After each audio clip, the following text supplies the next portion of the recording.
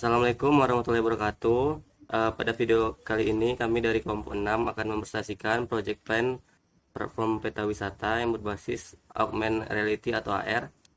Presentasi ini disusun untuk memenuhi tugas mata kuliah di manajemen proyek sistem informasi dan akan membahas perencanaan proyek secara menyeluruh mulai dari ruang lingkup, jadwal, biaya hingga risiko. Proyek ini disusun dan direncanakan oleh kelompok 6 yang terdiri dari 6 anggota. Di dalamnya yang pertama itu ada saya sendiri Safriadi, yang kedua ada Citra Iklimah, yang ketiga ada Suci Fitria Nurin, yang keempat ada Asnia Fazira, yang kelima ada Anggi Septiani, dan yang keenam ada Akfa Hermaneta. Dalam proyek ini kami bekerja secara kolaboratif dengan pembagian peran yang disesuaikan dengan kebutuhan proyek seperti manajemen proyek, pengembangan sistem, desain antarmuka, serta pengujian. Untuk slide yang pertama yaitu ada slide latar belakang yang akan dijelaskan oleh Aqua. Kepada Aqua dipersilakan. Sorry, Sab, Anggi, Sab. Oh, kepada Anggi dipersilakan. Oke, untuk materi pertama itu dari latar belakang. Nah, um, latar belakang dari proyek ini tuh berangkat dari kondisi pariwisata saat ini, di mana sebagian besar informasi destinasi wisata itu masih disajikan secara statis, seperti teks dan juga gambar biasa aja. Nah, padahal Provinsi Sumatera Barat itu memiliki potensi wisata alam dan juga budaya yang sangat-sangat besar. Nah, oleh karena itu dibutuhkanlah sebuah solusi digital yang mampu memberikan pengalaman wisata yang lebih interaktif dan juga informatif. Slide selanjutnya. Nah, untuk solusinya kita menggunakan teknologi yang digunakan dalam proyek ini itu adalah augmented reality. Nah, AR ini tuh memungkinkan penggabungan antara objek virtual dengan lingkungan nyata secara real time melalui perangkat mobile. Nah, dengan teknologi ini pengguna tuh nggak cuma bisa baca informasi, tapi juga dapat melihat visualisasi dari destinasi wisata secara langsung di lokasi. Dan juga AR ini tuh dipilih karena mampu menggabungkan nyata dan digital secara langsung kan. Dengan AR wisatawan tuh bukan cuma baca informasi, tapi juga melihat visual tambahan kayak objek tiga dimensi, terus juga teks atau animasi melalui kamera ponsel. Nah, informasi yang ditampilkan bersifat kontekstual, artinya muncul sesuai lokasi wisata yang sedang dikunjungi. Nah, teknologi ini juga meningkatkan daya tarik dan keterlibatan pengguna. Di slide selanjutnya, deskripsi proyek. Nah, untuk deskripsi proyek sendiri, proyek ini adalah pengembangan platform peta wisata berbasis augmented reality yang berbentuk aplikasi mobile. Nah, aplikasi ini juga mengintegrasikan peta digital dengan konten AR destinasi wisata sehingga pengguna itu dapat memperoleh informasi yang lebih kontekstual, interaktif, dan juga mudah dipahami. Nah, platform ini diharapkan dapat membantu promosi dan juga pengembangan pariwisata lokal. Nah, konten yang ditampilkan itu mencakup nama objek wisata, sejarah singkat, deskripsi, dan juga informasi pendukung lainnya. Aplikasi ini juga berfungsi sebagai media promosi digital bagi wisata lokal Sumatera Barat. Slide selanjutnya. Itu ada tujuan penyusunan project plan. Nah, project plan ini disusun untuk menjadi acuan utama seluruh tim proyek. Dokumen ini juga membantu kontrol ruang lingkup pekerjaan agar proyek itu berjalan sesuai dengan rencana. Nah, selain itu, project plan ini juga digunakan untuk mengatur jadwal dan biaya sehingga proyeknya itu dapat selesai tepat waktu dan juga sesuai dengan anggaran yang sudah ditetapkan. Nah, penyusunan proyek plan ini mengacu pada PMBOK agar pengelolaan proyeknya itu dilakukan secara terstruktur dan juga profesional. Mungkin itu yang bisa saya sampaikan. Saya kembalikan pada moderator. Terima kasih untuk Anggi. Sekarang selanjutnya itu ada slide pengertian project karakter yang akan dijelaskan oleh Aqua. Kepada Aqua dipersilakan.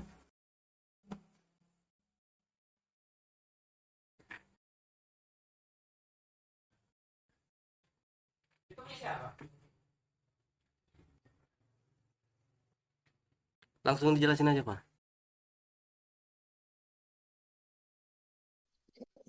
Baik, terima kasih kepada moderator. Selanjutnya slide tentang pengertian Project Starter. Project Starter merupakan dokumen resmi yang menandai bahwa sebuah proyek secara formal disetujui dan boleh dijalankan. Dokumen ini juga memberikan kewenangan kepada project manager untuk mengelola sumber daya proyek. Selain itu, Project Charter menjadi acuan awal bagi seluruh stakeholder sebelum masuk ke tahap perencanaan yang lebih detail. Selanjutnya, informasi umum Project Starter. Proyek yang direncanakan adalah platform peta wisata berbasis augmented reality dan dengan durasi pengerjaan sekitar 5 bulan dan anggaran sebesar 250 juta rupiah. Perencanaan proyek dilakukan menggunakan Microsoft Project dengan output utama berupa aplikasi mobile AR, database pendukung, serta dokumentasi proyek. Informasi ini menjadi dasar dalam penyusunan manajemen cakupan, jadwal, dan biaya pada tahap selanjutnya. Selanjutnya, manajemen cakupan proyek. Manajemen cakupan bertujuan untuk memastikan bahwa seluruh pekerjaan yang dilakukan dalam proyek sudah didefinisikan dengan jelas. Dengan adanya manajemen cakupan, proyek dapat terhindar dari penambahan pekerjaan di luar rencana atau yang dikenal dengan scope creep. Pada proyek ini, seluruh ruang lingkup pekerjaan mengacu pada work breakdown struktur atau WBS hingga level 3. Slide selanjutnya, pernyataan ruang lingkup proyek. Ruang lingkup proyek ini mencakup seluruh aktivitas mulai dari tahap inisiasi hingga penyerahan sistem kepada proyek owner. Aktivitas utama meliputi perencanaan sistem, pengembangan aplikasi berbasis AR, integrasi dan pengujian, hingga deployment aplikasi. Selain itu, manajemen proyek juga menjadi bagian dari ruang lingkup untuk memastikan proyek berjalan sesuai rencana. Baik, saya kembalikan kepada moderator.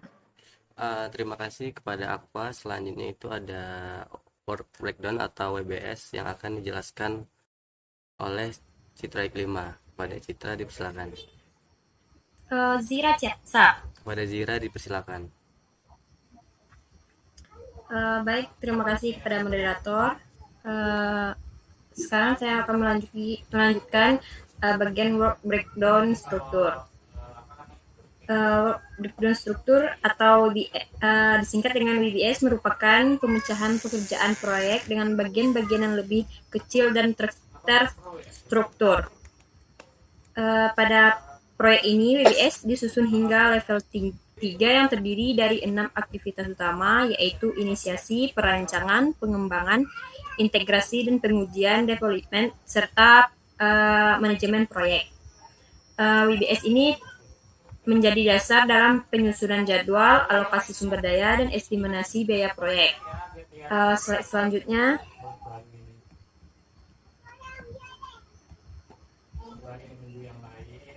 Manajemen jadwal proyek. Manajemen jadwal ini bertujuan untuk memastikan bahwa proyek dapat diselesaikan dalam waktu sesuai dengan rencana. Pada tahap ini dilakukan penentuan aktivitas proyek, pengurutan aktivitas, penentuan durasi, serta hubungan ketergantungan antar aktivitas, serta perancangan jadwal proyek disusun dengan kendali penggunaan aplikasi Microsoft Project. Selanjutnya, Gantt proyek. Gantt proyek ini digunakan untuk memvisualisasikan jadwal proyek sehingga keseluruhan. Sesuai Gantt, kita dapat melihat urutan aktivitas, durasi setiap aktivitas, serta hubungan ketergantungan antar pekerjaan. Selain itu, Gantt juga membantu project manager dalam memantau progres dan memastikan proyek berjalan sesuai jadwal. Slide selanjutnya, milestone dan crystal patch. Ini merupakan titik penting dalam proyek yang mengendalikan selesai suatu fase utama. Pada proyek ini, milestone meliputi bersetujuan kebutuhan, menyelesaikan desain, pengembangan fitur inti AR, pengujian, hingga implementasi aplikasi. Selain itu, jalur kritis atau critical path terdiri dari aktivitas-aktivitas utama yang tidak boleh mengalami keterlambatan karena akan berdampak langsung pada durasi proyek secara keseluruhan. Baiklah, saya kembalikan kepada moderator. Terima kasih untuk Asnia Fajira. Selanjutnya di situ ada slide biaya pengadaan proyek yang akan dijelaskan oleh Citra. Kepada Citra, dipersilakan. Baiklah, selanjutnya adalah biaya pengadaan proyek. Yang rincian pengadaannya adalah lisensi software development tools, API pihak ketiga, perangkat testing, keamanan sistem atau firewall dan SSL, server cloud dan VM, domain dan SSL, jasa konsultan teknis, yang total anggarannya proyek tersebut adalah 250 juta.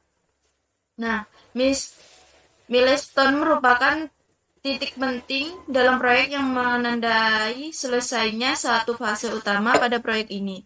Milestone meliputi persetujuan kebutuhan, penyelesaian desain, pengembangan fitur inti AR, pengujian, hingga implementasi aplikasi. Selain itu, jalur kritis atau critical path terdiri dari aktivitas-aktivitas utama yang tidak boleh mengalami keterlambatan karena akan berdampak langsung pada durasi proyek secara keseluruhan. Slide selanjutnya adalah manajemen biaya proyek. Manajemen biaya proyek sendiri mempunyai 4 macam, yaitu estimasi biaya proyek, penyusunan anggaran atau budgeting, pengendalian biaya proyek, dan menjaga proyek sesuai anggaran. Nah, dari ini semua itu manajemen biaya ini bertujuan untuk memastikan bahwa proyek dapat diselesaikan sesuai dengan anggaran yang telah ditetapkan. Proses ini mencakup estimasi biaya, penyusunan anggaran, serta pengendalian biaya selama proyek berjalan. Dengan manajemen biaya yang baik, pembengkakan anggaran dapat dihindari dan penggunaan dana menjadi lebih efisien. Selanjutnya ini ada biaya pengadaan proyek. Nah, biaya pengadaan proyek sendiri adalah dialokasikan untuk kebutuhan pengadaan perangkat lunak dan infrastruktur pendukung. Beberapa komponen utama biaya meliputi lisensi software, pengembangan, penggunaan API, pihak ketiga, perangkat testing, keamanan sistem, server cloud, domain, serta jasa konsultan teknis. Total anggaran yang direncanakan untuk proyek ini adalah sebesar 250 juta rupiah. Slide selanjutnya.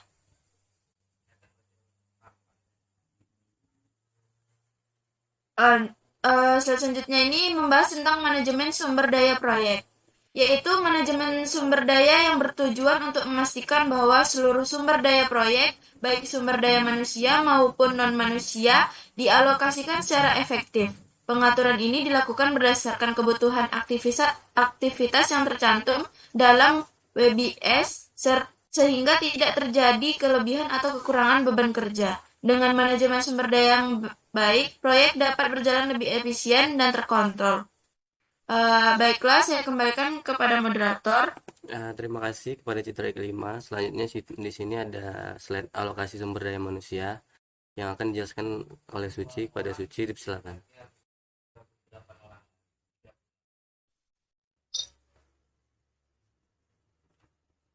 Sabri, aku slide ke-20 loh.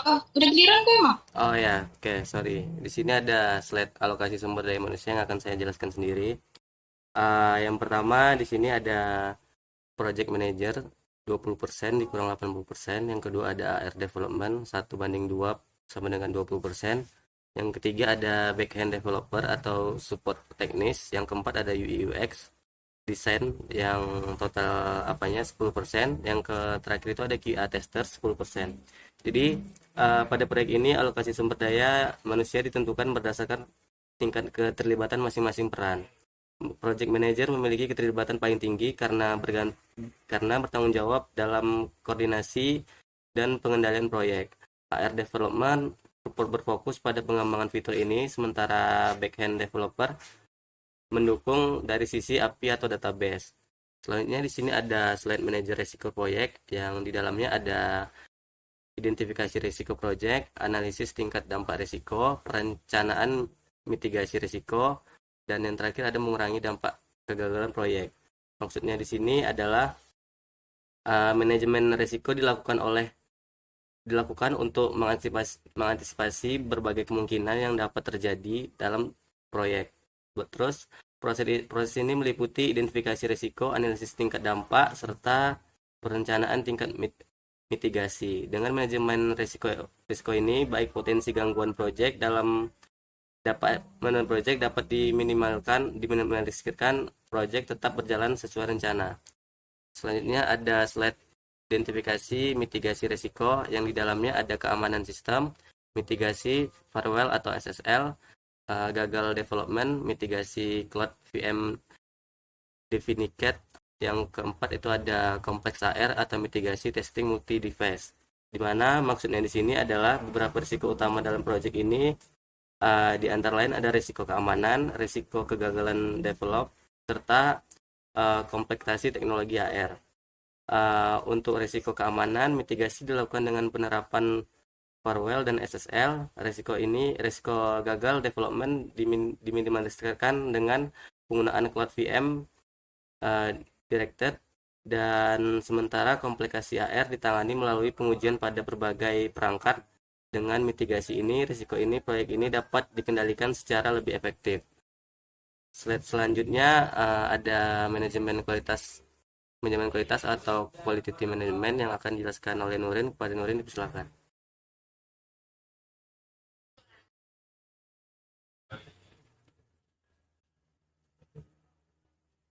Sapri slide 20 aja langsung. Udah. Saya akan menjelaskan tentang manajemen komunikasi proyek. Manajemen komunikasi proyek itu adalah mengatur bagaimana informasi proyek disampaikan kepada seluruh pihak terkait agar tidak terjadi kesalahpahaman. Yang bagian pertamanya itu kick-off meeting atau awal proyek. Di sini dilakukan di awal untuk menyamakan tujuan, ruang lingkup, jadwal, serta peran tim proyek. Yang kedua itu progress meeting atau mingguan bertujuan memantau perkembangan proyek, membahas kendala, dan menentukan solusi. Terus yang ketiga itu laporan email atau mingguan digunakan untuk menyampaikan update proyek serta tertulis dan terdokumentasi. Terus yang terakhir itu peserta tim proyek dan stakeholder, melibatkan semua pihak yang berkepentingan agar informasi tersampaikan dengan baik. Nah, tujuan manajemen komunikasi proyeknya ini yaitu menjaga kelancaran komunikasi dan memastikan proyek berjalan sesuai rencana. Slide berikutnya. Nah, selanjutnya itu bagian manajemen pengadaan atau procurement management. Di sini manajemen pengadaan berproses memperoleh barang atau jasa yang dibutuhkan untuk mendukung pelaksanaan proyek.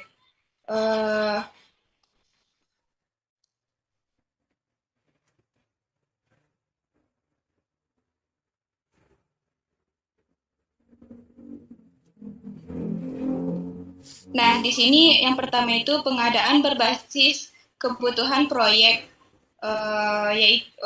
Yaitu pengadaan berbasis kebutuhan proyek yang dilakukan sesuai kebutuhan yang telah direncanakan. Yang kedua dikendalikan oleh project manager yang memastikan pengadaan sesuai spesifikasi waktu dan anggaran. Yang ketiga itu mendukung pengembangan dan operasional sistem, yaitu pengadaan membantu kelancaran pembangunan dan penggunaan sistem. Dan yang terakhir itu terintegrasi dengan jadwal dan biaya proyek, gunanya agar tidak terjadi keterlambatan atau pembekalan biaya. Jadi tujuannya juga untuk manajemen pengadaan ini harus efektif, efisien, dan selaras dengan rencana proyek. Slide selanjutnya. Nah, selanjutnya itu bagian penutupan proyek atau project closing. Di sini merupakan tahap akhir untuk memastikan proyek selesai secara resmi dan tuntas. Yang penjelasan pertamanya itu tentang verifikasi seluruh deliverables, yaitu memastikan semua hasil proyek telah selesai dan sesuai kesepakatan.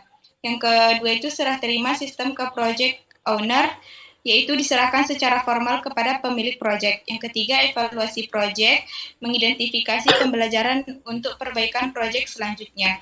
Nah, yang terakhir itu dokumentasi di akhir proyek, menyimpan seluruh dokumen sebagai arsip dan referensi. Slide.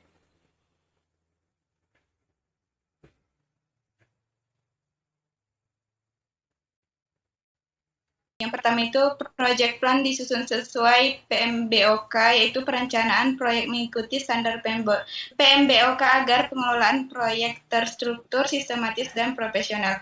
Yang kedua itu perencanaan terintegrasi, skop, waktu, biaya, dan risiko. Seluruh aspek proyek saling terhubung sehingga perubahan pada satu aspek dapat dikendalikan tanpa mengganggu keseluruhan proyek. Yang ketiga itu Microsoft Project membantu kontrol proyek yang digunakan sebagai alat bantu untuk menyusun jadwal, memantau progres, dan mengendalikan waktu serta biaya proyek. Yang terakhir itu mendukung inovasi pariwisata digital, proyek yang direncanakan dengan baik berkontribusi pada pengembangan dan inovasi di bidang pariwisata berbasis digital. Oke, selanjutnya saya kembalikan ke moderator.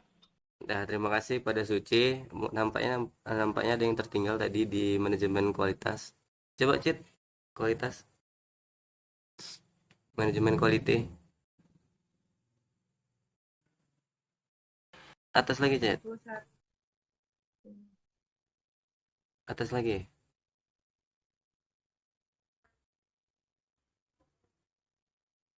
Manajemen kualitas.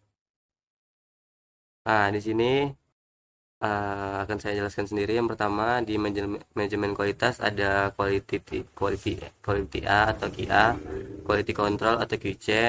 Yang ketiga ada memastikan deliverable sesuai standar. Yang keempat ada fokus pada kualitas sistem atau kepuasan pengguna. Yang mana dimaksudkan di sini manajemen kualitas ini bertujuan untuk memastikan bahwa seluruh hasil proyek memenuhi standar yang telah ditetapkan. Dalam proyek ini manajemen kualitas mencakup dua aspek utama, yaitu QA dan QC. Dengan adanya ini pengujian hasil akhir sistem dapat sesuai dengan kebutuhan pengguna. Cukup sekian presentasi dari kami dari kelompok 6. Jika ada salah mohon maaf. Kami akhiri dengan wassalamualaikum warahmatullahi wabarakatuh.